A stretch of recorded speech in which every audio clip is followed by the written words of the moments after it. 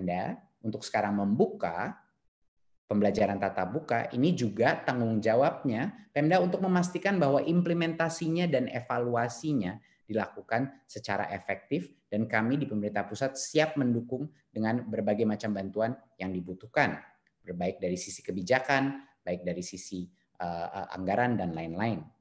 Ya, tapi harap dimengerti bahwa hak mau buka tatap muka sekolah apa tidak itu ada di Pemda, ada di kepala sekolah, dan bahkan untuk masing-masing peserta didik ada juga di masing-masing orang tua. Itu adalah hak mereka untuk menolak berpartisipasi di dalam pembelajaran tatap muka. Dan jangan dilupakan bahwa kalau indikasi zonanya berubah, misalnya ke oranye ataupun merah, satuan pendidikan wajib ditutup kembali. Ya.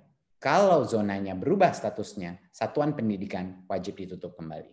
Berikut.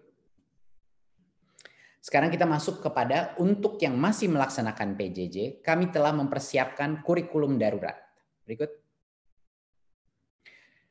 Untuk jenjang PAUD, SD, SMP, dan SMA, SMK, kami telah menyusun kurikulum darurat, yaitu penyederhanaan kompetensi dasar yang ditunggu-tunggu guru. Ini adalah untuk semua jenjang, ya, terutama untuk SD, SMP, SMA, SMK.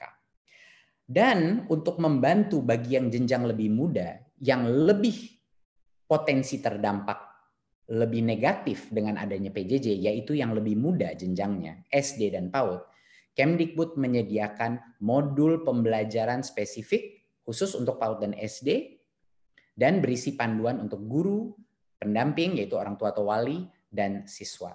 Jadinya ada dua komponen daripada kurikulum darurat ini. Yang pertama adalah penyederhanaan secara masif kompetensi dasar dan standar pencapaian, dan yang kedua adalah modul belajar spesifik yang bisa dilakukan di dalam rumah untuk jenjang SD dan PAUD.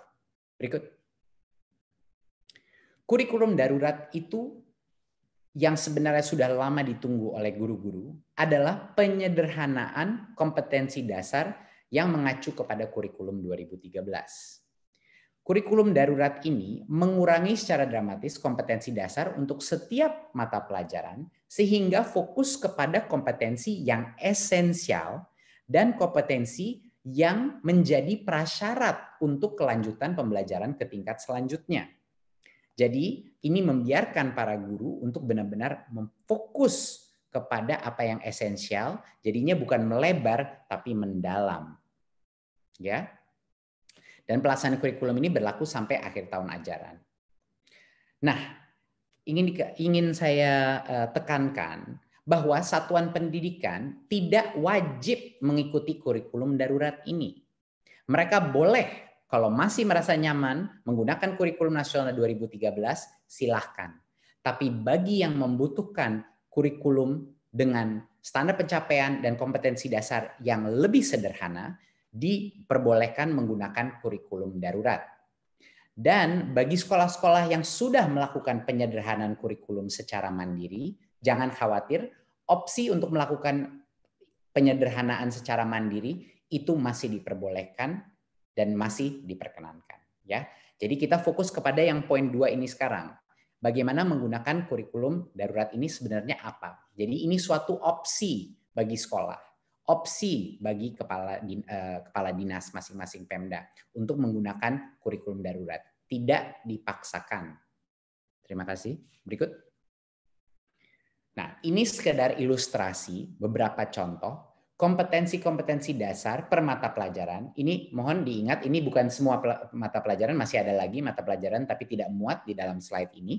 Jadi ini sekedar ilustrasi bahwa besar sekali jumlah kompetensi dasar yang dikurangi untuk menyederhanakan fokus dan agar berfokus kepada kompetensi esensial dan kompetensi prasyarat untuk kelanjutan pembelajaran. Jadi apa yang kita lakukan di Kemdikbud? Kita melihat seluruh kompetensi dasar berdasar per mata pelajaran, dan kami memilih kompetensi dasar yang terpenting yang menjadi foundational atau esensial, yang akan menjadi building block, ya, atau akan menjadi fondasi daripada pembelajaran berikutnya dan level kompetensi berikutnya.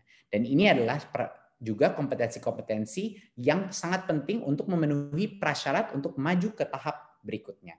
Jadinya ini bukannya kurikulum itu dijadikan kurikulum yang lebih tidak baik atau yang tidak terstandar, bukan. Ini kita memilih kompetensi-kompetensi dasar yang terpenting dan memfokuskan dan memberikan hak untuk guru untuk fokus kepada kompetensi-kompetensi itu sehingga di masa yang sangat menantang ini mereka bisa berfokus untuk mendalami kompetensi terpenting dan bukan melebar tapi tidak ada yang menetas. Jadi lebih baik kita mendalami yang esensial daripada semuanya harus tuntas kompetensi dasar tapi tidak ada yang tercapai dengan cara yang benar. Berikut.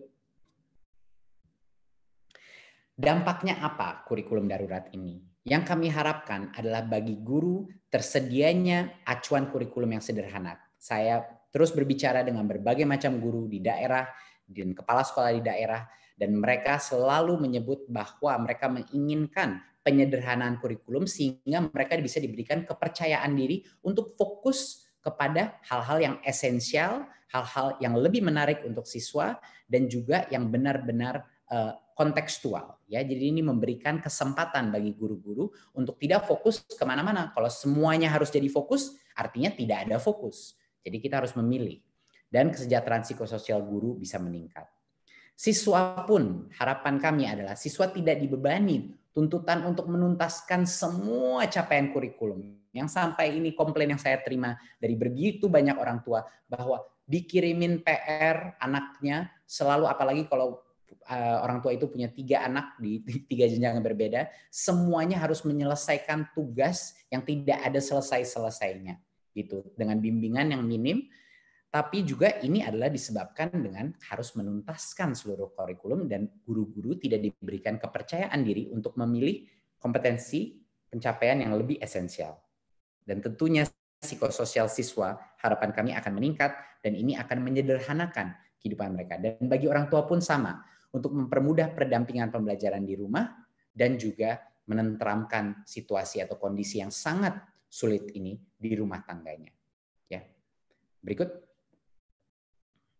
Nah, poin kedua adalah untuk PAUD dan SD, kami di Kemdikbud mempersiapkan modul-modul spesifik yang bisa dijalankan oleh guru dan orang tua secara independen di rumah dalam masa kondisi PJJ ini.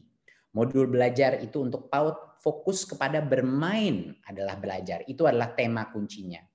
Agar ini lebih meningkatkan psikososial, meningkatkan kesenangan berbelajar di rumah dan menurunkan kebosanan yang sering terjadi sekarang bagi anak-anak PAUD kita.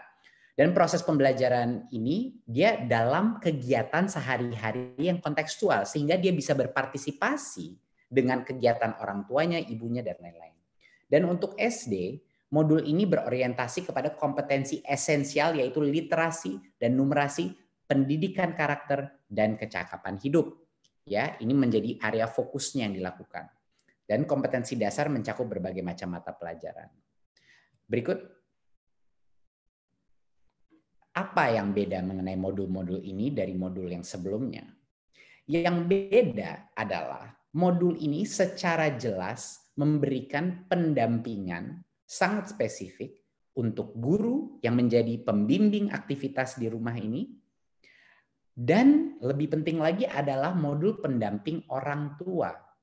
Ini memberikan instruksi jelas bagaimana orang tua bisa melakukan berbagai macam aktivitas ini secara detail dengan anaknya. Dan bagaimana caranya berinteraksi dengan guru dan lain-lain. Dan untuk siswa diberikan penjelasan dengan cara yang sangat mudah, aktivitas apa saja yang bisa dilakukan siswa di dalam konteks rumahnya. Jadinya yang beda adalah ini konteksnya aktivitas yang bisa dilakukan di rumah. Dengan yang kedua adalah pendampingan orang tua, jelas dan spesifik apa perannya orang tua dan apa yang harus dilakukan orang tua. Dan juga interaksi bagi guru menjadi sangat mudah. Jadi untuk berbagai macam guru SD yang telah memilih untuk melakukan kurikulum darurat, jika mereka mengikuti modul-modul yang sudah disiapkan ini, itu mereka bisa dengan percaya diri bisa membilang bahwa mereka telah memenuhi semua kebutuhan regulasi di masa kurikulum kita. Jadinya mereka diberikan kepastian kalau mengikuti dengan modul-modul ini, guru-guru itu melakukan hal yang benar dan legal dari sisi compliance, dari sisi regulasi dan administrasi. Berikut. Inilah satu contoh jadwal pembelajaran untuk siswa kelas 5, di mana kita secara spesifik kalau mengikuti kurikulum darurat ini bisa melakukan berbagai macam aktivitas dari Senin sampai dengan Jumat, cerita-cerita membaca, mengikuti alur cerita, melakukan berbagai macam materi yang dilakukan dengan ibunya, dengan ayahnya, dan maupun juga dengan kakak adiknya. Dan semua ini berfokus kepada berbagai macam literasi, tapi dengan mata pelajaran yang berbeda-beda, tematik. Dan tema-temanya setiap minggu dilakukan dengan satu tema yang unified atau tema yang bersatu, sehingga topik bacaannya dan topik aktivitasnya menyambung. Tentunya numerasi juga kita kembali kepada konsep-konsep numerasi yang fundamental, konsep yang esensial yang menjadi fondasi untuk pembelajaran jenjang berikutnya. Berikut. Tentunya kami juga menyiapkan paket asesmen bagi para guru-guru yang menjalankan kurikulum darurat tersebut. Kenapa penting asesmen? Karena guru-guru harus mengetahui di mana level anak-anak mereka pada saat ini, seberapa jauh ketertinggalan mereka di dalam standar pencapaian. Dan dari situlah guru-guru bisa melakukan segmentasi dan bisa memberikan bantuan khusus, bantuan dan waktu yang khusus untuk para orang tua dan murid yang lebih membutuhkan. Jadinya ini paketnya beserta dengan asesmen literasi dan numerasi untuk menjadikan bimbingan bagi guru untuk mulai di level mana modulnya dan juga siapa siswa yang paling membutuhkan bantuan dia. Berikut. Untuk mendukung kesuksesan ini di masa pembelajaran di masa pandemi COVID-19, pemerintah juga melakukan relaksasi peraturan untuk guru. Bahwa guru tidak lagi diharuskan untuk memenuhi beban kerja 24 jam tatap muka dalam 1 minggu. Ini yang banyak sekali menciptakan berbagai macam keresahan di lapangan mengenai regulasi tersebut. Jadi guru dapat fokus untuk memberikan pelajaran interaktif tanpa harus mengejar pemenuhan jam.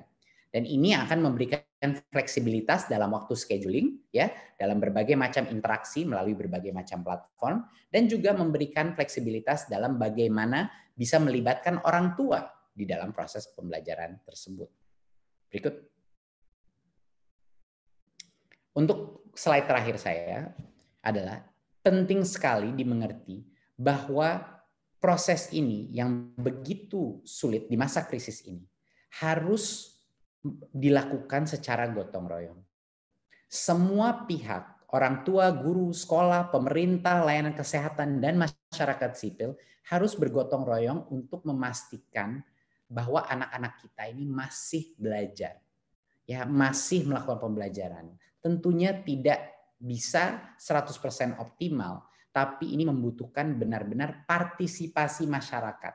Ini adalah yang terpenting dan terkunci. Kita butuh partisipasi orang tua, kita butuh partisipasi layanan kesehatan dan berbagai macam masyarakat sipil untuk membantu memastikan bahwa anak-anak kita masih terus bisa belajar dengan sehat dan selamat. Terima kasih. Assalamualaikum warahmatullahi wabarakatuh.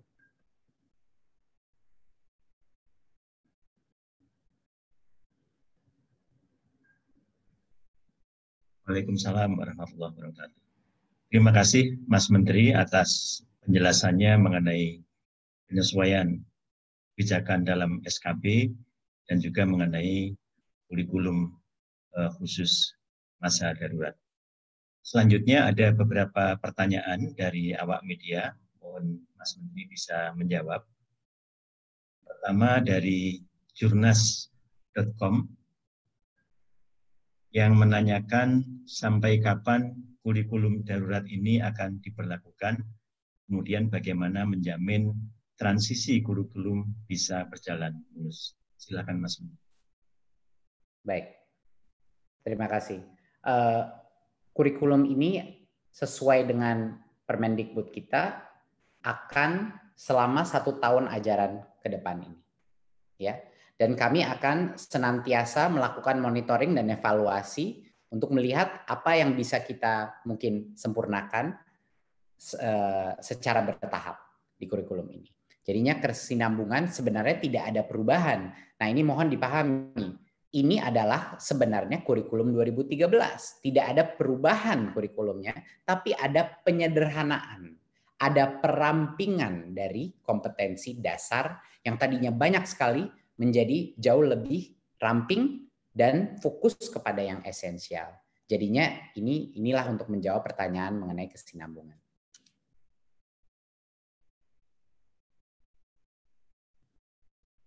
Nggak kedengeran Pak Ainun, di mute. Pertanyaan kedua dari Harian Waspada. Bagaimana bentuk sosialisasi dan pengawasan Kemendikbud terkait implementasi penyederhanaan kurikulum di masa pandemi ini, karena masih ada guru yang terpaku pada penyelesaian kurikulum dan membebani siswa. Ya, inilah alasannya kenapa kita membutuhkan suatu ketentuan yang lebih kuat, yaitu dengan Permendikbud yang lebih formal. Sehingga ini bisa memberikan kepercayaan diri bagi semua kepala dinas dan semua guru dan semua kepala sekolah untuk melaksanakan kurikulum darurat ini. Jadi ya secara legal ini menjadi bagian daripada kurikulum formal kita, kurikulum nasional kita. Dan jangan lupa, ini bukan kurikulum yang dipaksakan, ini adalah kurikulum opsi, alternatif yang bisa dilakukan. Kalau kepala sekolah dan gurunya tidak ingin melakukan transisi kepada kurikulum yang sudah disederhanakan ini, itu juga tidak apa-apa. Ya, jadinya harapan kami dengan adanya Permendikbud ini, kita bisa menjawab berbagai macam keresahan guru mengenai legalitas untuk refocusing kepada yang paling esensial. Dari sisi sosialisasi, kami Kemendikbud akan melakukan berbagai macam, saat ini kami juga sudah telah berkoordinasi dengan berbagai macam kepala dinas. Tapi akan kami kuatkan komunikasi kita kepada kepala dinas mengenai apa saja modul-modul ini, distribusi dan diseminasi modul ini, sosialisasi akan menjadi fokus kita. Tapi pengendalian dan implementasi terhadap satu yang tadi pembukaan pembelajaran tatap muka itu harus dilaksanakan oleh Pemda. Dan untuk yang pelaksanaan kurikulum darurat ini, kami di Kemdikbud siap dan berkomit menjadi pembantu kepala dinas untuk menafsirkan dan menurunkan berbagai macam penjelasan mengenai cara penggunaannya. Selanjutnya masih ada satu pertanyaan lagi dari Sinar Harapan.net, yaitu mengenai dana BOS. Ada keluhan sekolah bahwa relaksasi dana BOS tidak mencukupi. Apa solusinya? Silakan Mas. Iya, kami juga banyak mendengar ada berbagai macam isu dengan ini. Tapi yang menurut saya banyak sekali juga masyarakat dan orang tua tidak mengetahui bahwa sebenarnya dana BOS itu bisa digunakan untuk bayar pulsanya murid-murid. Artinya pulsanya yang digunakan untuk murid, untuk orang tua itu bisa digunakan untuk itu, bisa digunakan untuk membeli peralatan TIK, dan bisa juga dipergunakan untuk berbagai macam protokol kesehatan. Ini harus ditekankan agar semua komite sekolah mengerti dan saya meminta agar semua kepala sekolah juga menjelaskan bahwa diperbolehkan sesuai dengan diskresi kepala sekolah digunakan dana BOS untuk kuota dan untuk persiapan kesehatan dan juga untuk berbagai macam peralatan TIK untuk melaksanakan PJJ. Dan itu terus akan kami dorong sosialisasi kepada kepala dinas bahwa ini adalah 100% diperbolehkan seperti sudah yang kita keluarkan di surat edaran kita.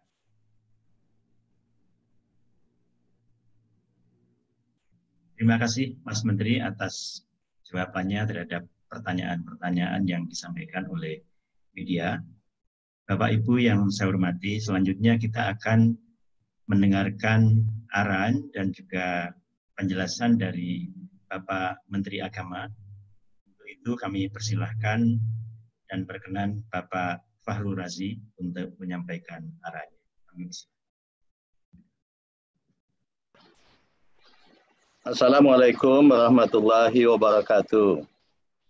Waalaikumsalam. Kementerian Agama sudah sepakat dengan ide-ide itu.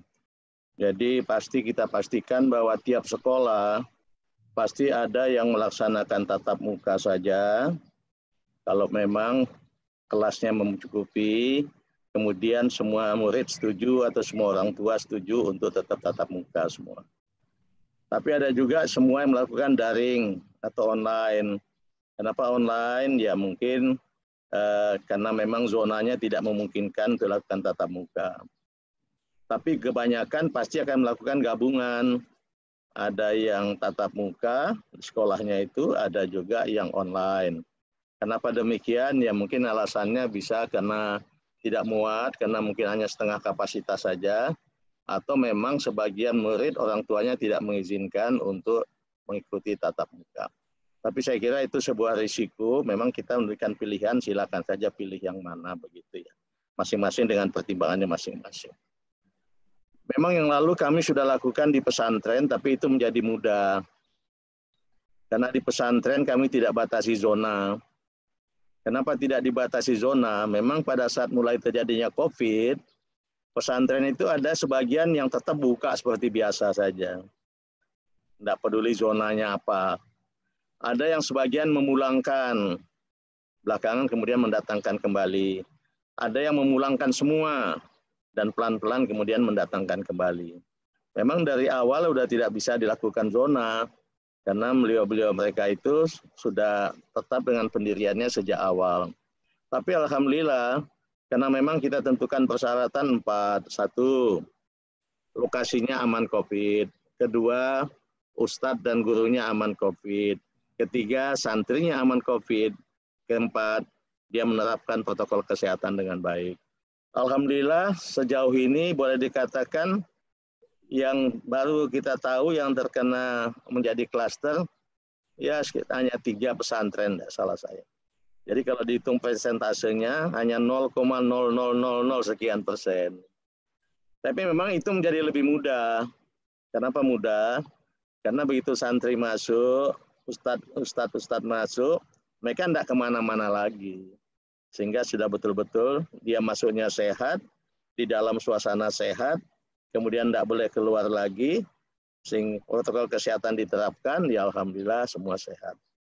Tapi pada saat situasi kita sekarang akan lebih sulit tentu saja. Kenapa lebih sulit? Karena murid nanti akan pulang pergi ke sekolah. Mungkin dia berangkat dari rumah sehat, sampai sekolah sehat, pulangnya dia singgah di mana, shopping, belanja, main-main sama temannya, tendang-tendang bola di lapangan bola dan sebagainya, pulang dia kena virus, mungkin balik besoknya dia ke sekolah membawa virus itu. Mungkin itu salah satu yang kita khawatirkan. Oleh sebab itu memang kita harus menekankan sekali kepada orang tua nantinya. Kita akan melaksanakan ini dengan sebagaimana tadi kesepakatan itu, kesepakatan bersama. Kita harus tekankan kepada orang tua, perintahkan kepada anak-anak itu masing-masing, betul-betul dari rumah langsung ke sekolah. Jangan belok kemana-mana, pulangnya juga